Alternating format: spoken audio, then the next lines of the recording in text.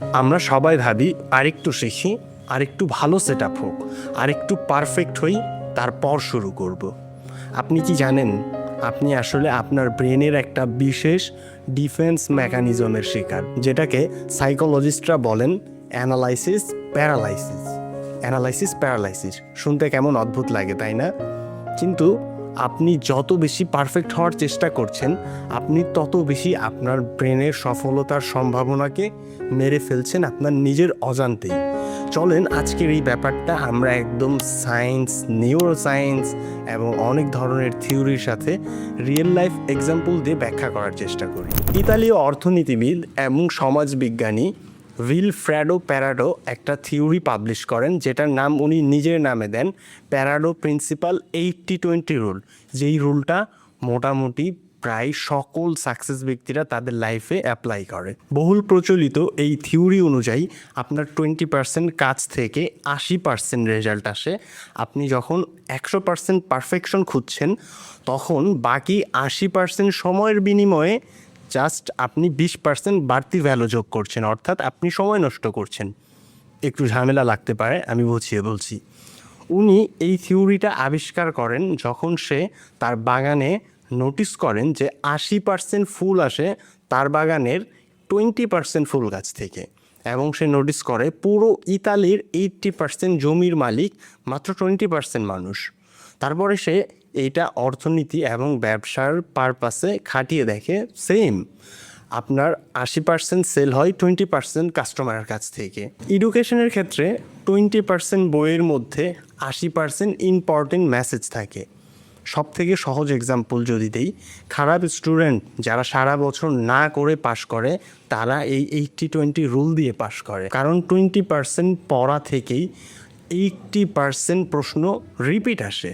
I hope you understand. মানে আপনার বইয়ের 20% পড়া, যেগুলো পড়লে আপনি 80% রেজাল্ট আনতে পারবেন, এটাই হচ্ছে মূলত এই থিওরিটা। চলেন এবার একটা খুবই গুরুত্বপূর্ণ গবেষণা দেখি, দ্য ক্লে পট এক্সপেরিমেন্ট।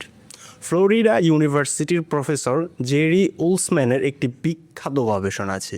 তিনি তার ফটোগ্রাফির ছাত্রদের এক পক্ষকে বলেছিলেন সারা সেমিস্টারে শুধু একটি পারফেক্ট ছবি জমা দিতে হবে, এবং অন্য পক্ষকে বলেছিলেন যত বেশি পারো দাও, পারফেক্ট হোক বা না হোক, অনেকগুলো ছবি তুলে জমা দিতে হবে সেমিস্টারে। ফলাফল কি আপনি গেস করেন তো? ফলাফল চমকে দেওয়ার মতন সব থেকে সেরা এবং পারফেক্ট ছবিগুলো এসেছিল ওই দ্বিতীয় পক্ষের কাছ থেকে, যারা অনেকগুলো ভুল ছবি তুলেছেন, কিন্তু ভুল ছবির মাঝখানেই ওনারা পারফেক্ট ছবিও তুলেছেন।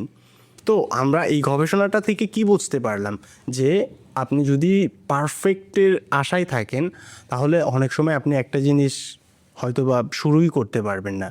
কিন্তু আপনি যদি শুরু করে দেন, তখন আপনার অনেক ভুল হতে পারে, কিন্তু সেই ভুলগুলো আপনাকে আরও উন্নতির দিকে নিয়ে যাবেন। আপনি প্রতিদিন নিজেকে বেটার করতে পারবেন।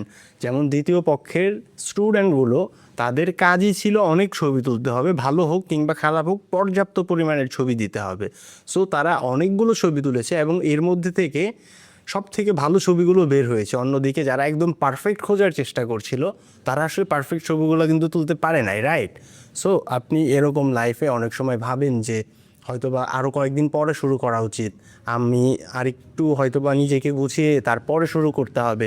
কিন্তু ব্যাপারটা কিন্তু এইটা আপনার ব্রেনের একটা মেকানিজম, আপনাকে সে থামিয়ে রাখতে চাই, আপনাকে এটা একটা অজুহাত দেয় যে তুমি আরও ভালো হও তারপরে শুরু করো। কিন্তু এটা ব্রেনের একটা ডিফেন্স, মানে ব্রেন নিজেকে ডিফেন্ড করে যাতে তার কোনো ধরনের কাজ না করতে হয়। I hope it's clear, right? So আমরা এখন নিউরো সায়েন্সের কিছু রেফারেন্স নিব। আমাদের ব্রেনের অ্যামিগডালা অংশটি ভয়ের সাথে জড়িত। আমরা যখন পারফেকশনের কথা ভাবি, তখন আসলে আমরা ভুল করার ভয় পাই। এই ভয় ডোপামিন রিলিজ কমিয়ে দেয় এবং আপনার ক্রিয়েটিভিটিকে ব্লক করে দেয়। মানুষ কেন এক স্কিল থেকে অন্য স্কিলে দৌড়াদৌড়ি করে জানেন? কারণ সে একটা স্কিল যখন শুরু করে, তখন সে সেটাতে পারফেক্ট হতে পারে না, এবং এই ইনফেরিটির জন্য সে মনে করে না, আমি হয়তো এই কাজে ভালো না, অন্য কোনো কাজ করি। সে বুঝতেই পারে না যে মাস্টারি বা দক্ষতা অর্জন করা এটা কোনো ডেস্টিনেশন না, এটা আল্লাহ প্রদত্ত না, এটা একটা প্রসেস। এটা যে কেউ চাইলে করতে পারে, নিজেকে কোনো একটা জিনিসের উপরে সে মাস্টার করতে পারবে। এইটা একটা জাস্ট প্রসেস, এটা সবাই করতে পারে, এটা গড গিফটেড কিছু না, রাইট? সো আমরা এইটা ভাববো না যে কোনো একটা নির্দিষ্ট কাজ এটা হয়তো বা আমার জন্য না, আমি করতে পারবো না। আমরা আসলে চাইলেই করতে পারি, যেটা ইচ্ছা সেটা করতে পারি, এবং নিজেদেরকে আমাদের তৈরি করতে হবে ওইভাবে। আপনারা এই রিলেটেড আরও অনেক ধরনের ইনফরমেশন পাবেন এইখানে আই বাটনে। আমি একটা স্কিল লুপের ফাঁদ নামে ভিডিও তৈরি করেছি, ওইখানে আপনি একদম অনেকগুলো এক্সাম্পল দেখতে পারবেন। আমি যদি আপনাকে ছোট করে বলি, ধরেন যে অরিজিৎ সিং, সে একটা সময় যখন গান বাজনা শুরু করেছিল তখন তার গাওয়া মানুষজন পছন্দ করে নাই, সে কিন্তু সেখানে গিভ আপ করে নাই। সে তার নিজের গলাকে তৈরি করেছে এমনভাবে, এখন সে হিউজ বড় একজন আর্টিস্ট। একটা সময় বাংলাদেশে ব্যান্ড মিউজিককে, রক মিউজিককে অপসংস্কৃতি বলা হতো। সেই জায়গা থেকে জ্যাম সাহেব বাচ্চু এখন কোন জায়গায় আছে? ওয়ারফেজের মতন একটা হেভি মেটাল ব্যান্ড, তারা 21 পদক পাচ্ছে, রাইট? সো নিজেকে কখনোই কোনো কাজে না পেয়ে গিভ আপ করে দেওয়া যাবে না। সেই কাজের মাস্টার না হওয়া পর্যন্ত প্রসেস চালিয়ে রাখতে হবে। তো এখন এই সব কিছুর সলিউশন কি? The 70% rule. পৃথিবীর বড় বড় টেক কোম্পানি যেমন গুগল, মেটা বা অন্যান্য সফটওয়্যার 100% পারফেক্ট করে লঞ্চ করে না। তারা 70% রেডি হলে লঞ্চ করে দেয় বেটা ভার্সনটা, তারপর ইউজারের কাছ থেকে ফিডব্যাক নিয়ে তারা সেটা আস্তে আস্তে ঠিক করে। এটাকে বলা হয় iterative process. Done is better then perfect. একটি শেষ হওয়া কাজ, যেটা যেমনই হোক, একটি না করা পারফেক্ট কাজের আইডিয়ার চেয়ে 1000 গুণ ভালো। আপনি একটা জিনিস করেছেন এবং একটা জিনিস জাস্ট ভেবেছেন, দুইটার মধ্যে যেটা আপনি করেছেন সেটা 1000 গুণে ভালো। সেটা আপনি ভুল করেন কিংবা না করেন, আপনি যদি ভুলও করেন সেই ভুল থেকে আপনি শিখতে পারবেন এবং আপনি আরও পারফেক্টের দিকে এগোবেন।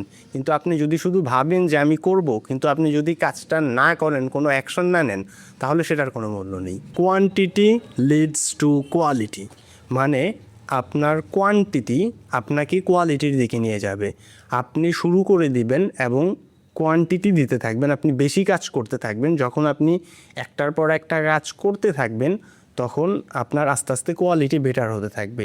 এরকম না যে আপনি যদি কোয়ালিটি ছাড়া ভিডিও আপলোড শুরু করেন, তাহলে একটা সময় আপনি গিয়ে দেখবেন যে আপনার কিন্তু কোয়ালিটি ইমপ্রুভ হওয়া শুরু হয়েছে। মানে আপনি যত বেশি ভিডিও দিবেন, আপনার তত কোয়ালিটি আপলোড হতে থাকবে।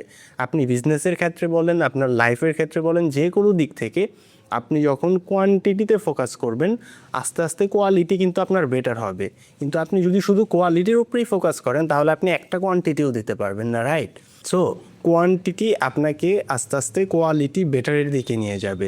তো পরের বার যখন মনে হবে না আমি এখনও রেডি হই নাই, তখন নিজেকে প্রশ্ন করবেন, আপনি কি আসলে রেডি হন নাই, নাকি আপনি আপনার ভয়কে পারফেকশনিজমের একটা দোহাই দিয়ে শুধু ঢেকে দিচ্ছেন?